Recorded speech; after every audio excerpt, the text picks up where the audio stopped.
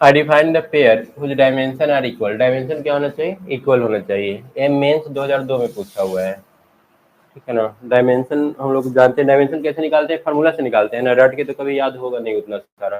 तो देखो, ये डायमेंशन निकालने के लिए पहले तो हर एक का फार्मूला पता होना चाहिए, ठीक है। और ये सबका फार्मूला एक्चुअली अभी हम लोग पढ़े नहीं है, लेकिन जैसे जैसे आगे जाएंगे ना, ऐसे इस चैप्टर में भी था। अगर याद कर सकते हो तो कम से कम 100 फार्मूला दिया हुआ है। अगर बुक खोलोगे ना तो बुक में मिल जाएगा 100 को फार्मूला। वर्क का, स्ट्रेस का, एनर्जी का, फोर्स का, सारा चीज का मिल जाएगा। लेकिन रट कर कुछ याद होता नहीं है, क्वेश्चन सॉल्व करते करते सब अपने याद हो जाता है। तो इसीलिए हम वो सब लिखवाए नहीं है। अब जैसे यहाँ पर देखो, टॉर्क और वर्क यूज हुआ है। तो टॉर्क का फार्मूला होता है, टॉर्क हम लोग पढ़ेंगे आगे के चैप्टर्स में, 2-3 चैप्टर बाद ही वो पढ़ लेंगे हम लोग। टॉर्क होता है, टाउ से इसको रिप्रेजेंट करते हैं, ये होता है फोर्स इनटू डिस्प्लेसमेंट, ठीक है।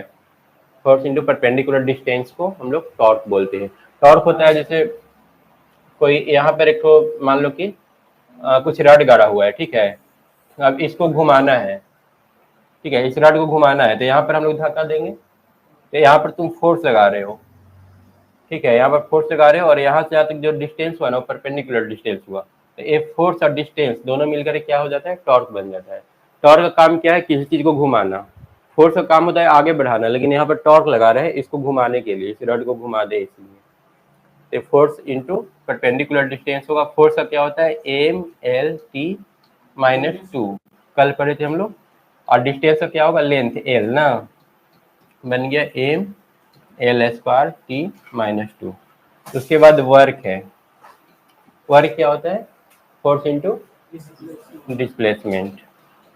फिर से सेम वही आ गया ना, फोर्स का एम एल टी -2 और डिस्प्लेसमेंट का एल, तो फिर से आ गया हम लोग का एम एल स्क्वायर टी -2। तो ये दोनों का तो सेम हो गया। Identify the pair whose dimension are equal, तो पहले वाला ऑप्शन हो गया ना सही। सेकंड वाला देखो, बी वाला। बी में है स्ट्रेस, ये होता है फोर्स पर यूनिट एरिया। कल पिछला दिन तो पढ़ाए थे स्ट्रेस बाय स्ट्रेन, एक था ना, यंग मॉडुलस जिसको बोलते हैं, या फिर कोफिशिएंट ऑफ इलास्टिसिटी भी उसको बोलते हैं। तो स्ट्रेस में तो हम लिखे थे कल फोर्स बटा एरिया। फोर्स का फिर से क्या हो जाएगा? एम एल टी -2 और एरिया का L square, M L T -2। L का पावर कितना हो जाएगा? 1 -2 हो जाएगा ना, नीचे तो पावर हट जाएगा, माइनस हो जाएगा। तो 1 -2 -1, ये हो गया स्ट्रेस का। और उसके बाद एनर्जी है। एनर्जी वही वर्क डन को ही एनर्जी बोलते हैं, जितना एनर्जी हुआ उतना ही तुम काम करोगे, है ना। तो वर्क का फिर से फोर्स इंटू डिस्टेंस, तो एम एल टी -2 और डिस्प्लेसमेंट का एल, ये फिर से बन गया M L square T -2,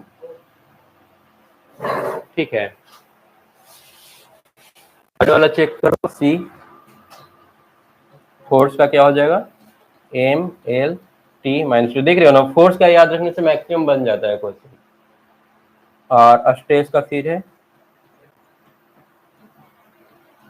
stress का फिर हम लोग निकाल चुके हैं एम एल -1 टी -2, मतलब ये सब मैच नहीं कर रहा है। उसके बाद एक लास्ट वाला का निकालो, फोर्स और वर्क। फोर्स का क्या हो जाएगा? एम एल टी -2 और वर्क का हम लोग निकाले थे ना, एम एल स्क्वायर टी -2, ठीक है। सेकेंड वाला देखो, तो dimension of 1 A mu naught है और ए एप्सिलॉन नॉट है। ये दोनों 12th में जाकर के यूज होगा, ये दोनों टर्म।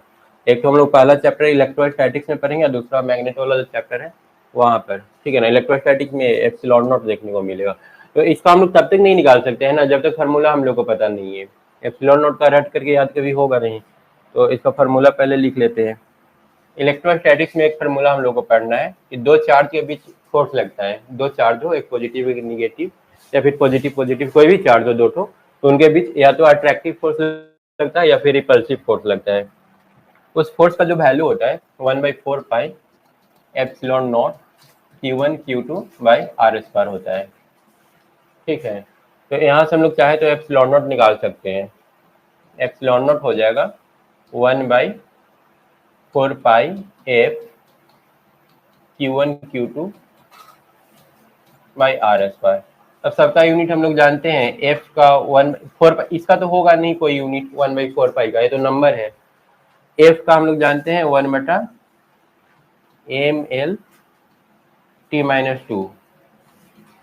Q1 Q2 का प्रॉब्लम है, Q1 Q2 का नहीं पता है, तो Q को हम लोग इसको एम्पियर में कन्वर्ट कर लेते हैं। करंट का तो पता है, करंट का एम्पियर होता है, और I बराबर होता है Q/T। I का फॉर्मूला को याद रखना तुम लोग, I जो होता है ना वो Q/T के बराबर होता है, और इसी का जो यूनिट होता है ना करंट का, वो होता है एम्पियर। 5 एम्पियर चार्जर या 2 एम्पियर चार्जर इसको होता है ना। हाँ, Q तो चार्ज हो गया, Q चार्ज हो गया, नीचे T टाइम हो गया। तो T, इसको Q/T कन्वर्ट करने के लिए हम लोग क्या करेंगे, 2 को T से मल्टीप्लाई और डिवाइड कर देंगे। T1 T2 नीचे भी लिख दो, ऊपर भी लिख दो। तो अब Q1/T1 I1 बन जाएगा, यहाँ पर Q1/T1 बन गया I1, Q2/T2 बन गया I2, और फिर ऊपर में बच गया T1 T2, और नीचे में आर स्क्वायर, यही ना। तो सबको ऊपर लेकर के जाते हैं, तो m के पावर -1, l के पावर -1, t के पावर 2, फिर I1 और I2 दोनों का एम्पियर होगा, तो एम्पियर स्क्वायर कर लो। फिर T1 और T2 का दोनों का टाइम है, जो T स्क्वायर कर लेते हैं T1 T2 का, और फिर R स्क्वायर क्या हो जाएगा बताओ, L स्क्वायर होगा ना, लेंथ का डिस्टेंस है, डिस्टेंस का L होता है लेंथ, और A नीचे है तो ऊपर जाकर के L-2 बन जाएगा, होगा। ये बन गया m-1 L-2 और -1 -3 T का स्क्वायर और A का स्क्वायर। ए बन गया एप्सिलॉन नॉट का, और म्यू नॉट होता है न्यूटन पर एम्पियर स्क्वायर। टी स्क्वायर 4 को हो जा रहा है ना, 4 हो जाएगा, और म्यू नॉट होता है न्यूटन पर एम्पियर स्क्वायर। तो न्यूटन फिर वही फोर्स वाला यूनिट, तो m/L/T-2, और एम्पियर का तो यही रहेगा a-2। तो म्यू नॉट का भी पता चल गया, एप्सिलॉन नॉट का भी पता चल गया, ठीक है।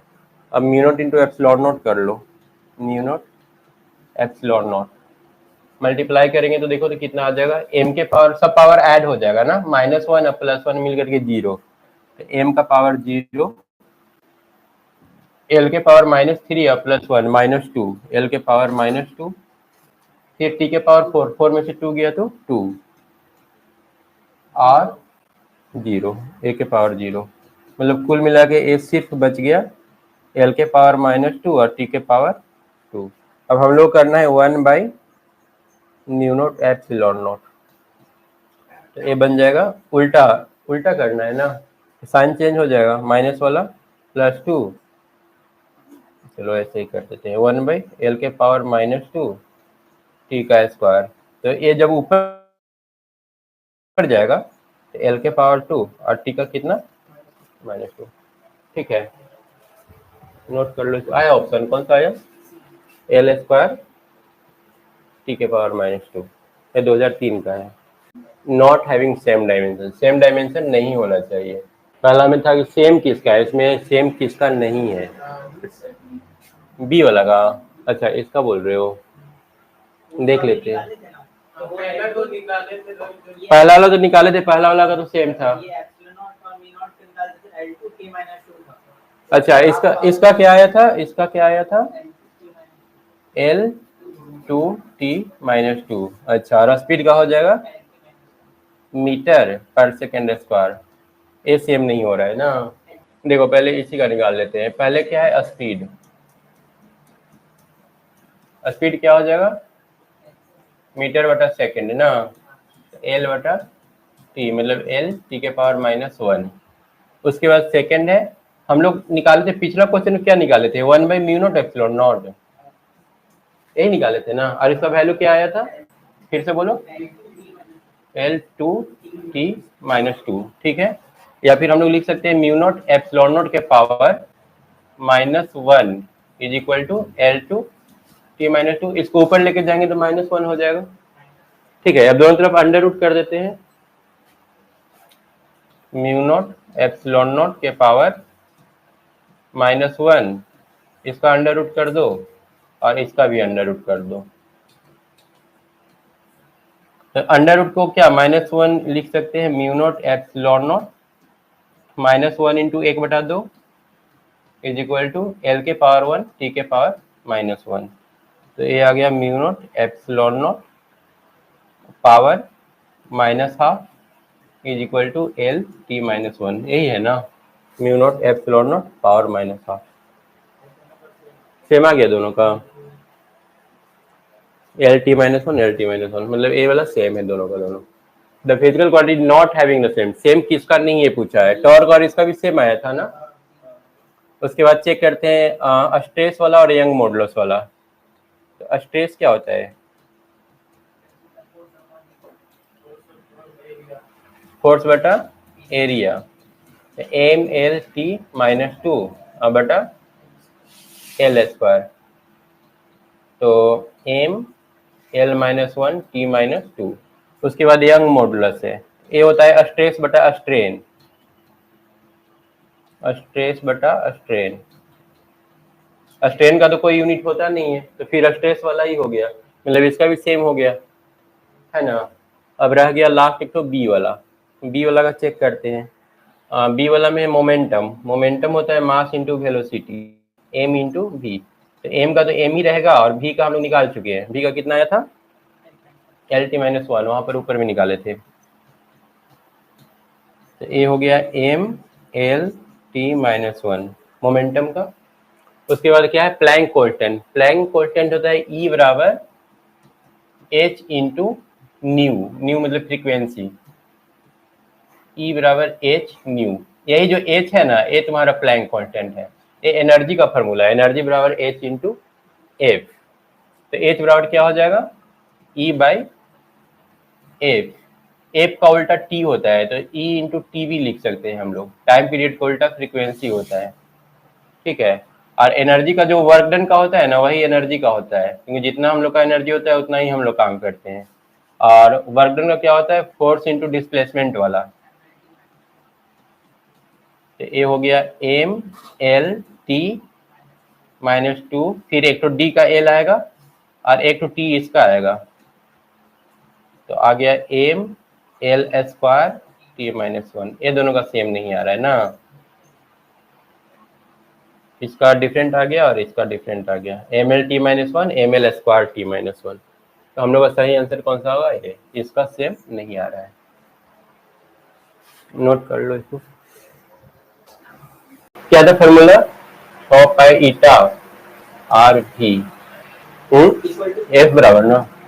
तो ये कितना हो जाएगा, देखो ए फॉर्मूला हो जाएगा F is equal to 6 pi zeta r भी। तो यहाँ से हम लोग कर लेंगे एफ बाई 6 पाई का तो मतलब कुछ होगा नहीं, ये तो नंबर है, यहाँ पर आर इंटू भी हो जाएगा। और एफ का हम लोग क्या जानते हैं एम एल टी -2, आर का कितना हो जाएगा लेंथ, और भी का एल टी -1 ना, मीटर पर सेकेंड, एल टी -1 हो जाएगा। तो ये हो जाएगा एम एल के पास एल क्या टी -2 + 1 हो जाएगा, और नीचे एल स्क्वायर होगा ना, तो एक तो एल कैंसिल हो रहा है, तो एक एल बच गया, एक एल ऊपर जाकर के पावर -1 हो जाएगा और टी के पावर -1, तो एम एल -1 टी -1 ए वाला हो रहा है। Next question number 5, out of the following pair which one does not have identical dimension. फिर से ये किसका आइडेंटिकल डायमेंशन नहीं है, पहला क्या इम्पल्स और मोमेंटम। इम्पल्स क्या होता है, इम्पल्स बराबर हो जाएगा फोर्स इंटू टाइम, फिर फोर्स का M L T -2 into T ना, एम एल टी के पावर -2 + 1 कितना हो जाएगा -1। ये तो इम्पल्स का हो गया। मोमेंटम का पी, पी बराबर mass into velocity, m velocity का क्या हो रहा था एल टी -1 ना, मीटर पर सेकेंड वेलोसिटी, तो दोनों सेम आ गया ना। क्या निकालना है, ए स्क्रू गज, स्क्रू गज है मतलब वो घूमने वाला ना, सर्कुलर डिवीजन इसमें दिया हुआ रहेगा। Give the following reading, main scale reading कितना है 0, मेन स्केल 0 0 दे दिया, circular scale reading 52 division, 52 division into least count कर देंगे तो निकल जाएगा उसका पॉइंट के बाद वाला। Given that 1 millimetre on main scale correspond to 100 division of the circular scale. The diameter of wire, wire का डायमीटर कितना हो जाएगा। इसमें लीस्ट काउंट कितना हो जाएगा, 1/100 ना, नंबर ऑफ डिवीजन कितना 100 दिया हुआ है 0.01 मिलीमीटर में। रीडिंग कितना हो जाएगा, रीडिंग 0 मेन स्केल वाला है और प्लस लीस्ट काउंट हो गया 0.01 और मैच कहाँ पर कर रहा है जाकर के 52 डिवीजन पर, तो 0 + 0.52 ना 0.52 mm। इसको सेंटीमीटर में कन्वर्ट करेंगे तो 0.052 हो जाएगा ना, ये वाला हो जाएगा।